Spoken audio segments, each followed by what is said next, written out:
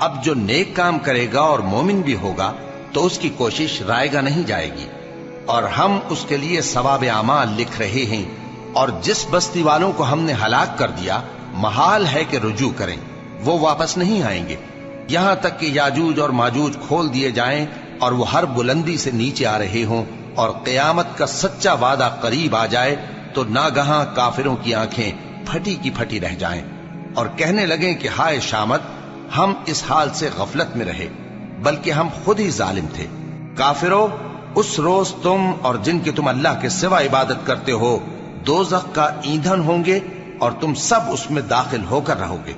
اگر یہ لوگ در حقیقت معبود ہوتے تو اس میں داخل نہ ہوتے، سب اس میں ہمیشہ رہیں گے، وہاں ان کو چلانا ہوگا اور اس میں کچھ اور نہ سن سکیں گے۔ جن لوگوں کے لیے ہماری طرف سے پہلے بھلائی مقرر ہو چکی ہے وہ اس سے دور رکھے جائیں گے، یہاں تک کہ اس کی آواز بھی تو نہیں سنیں گے، اور جو کچھ ان کا جی چاہے گا اس میں یعنی ہر طرح کے عیش اور مزے میں ہمیشہ رہیں گے۔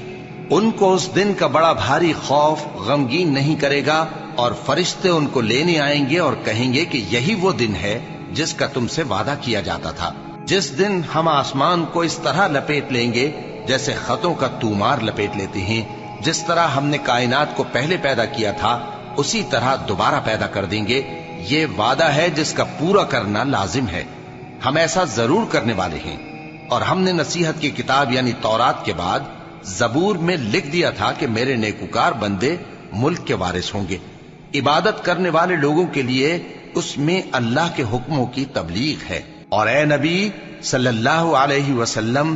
ہم نے تم کو تمام جہانوں کے لیے رحمت بنا کر بھیجا ہے۔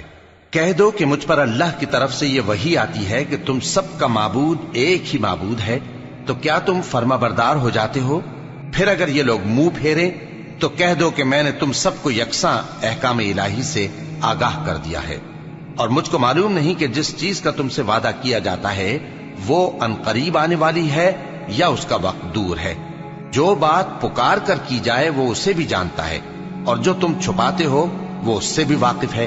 اور میں نہیں جانتا شاید وہ تمہارے لیے آزمائش ہو، اور ایک مدت تک تم اس سے فائدہ اٹھاتے رہو۔ پیغمبر نے کہا کہ اے میرے پروردگار، حق کے ساتھ فیصلہ کر دے، اور ہمارا پروردگار جو بڑا مہربان ہے اسی سے ان باتوں میں جو تم بیان کرتے ہو مدد مانگی جاتی ہے۔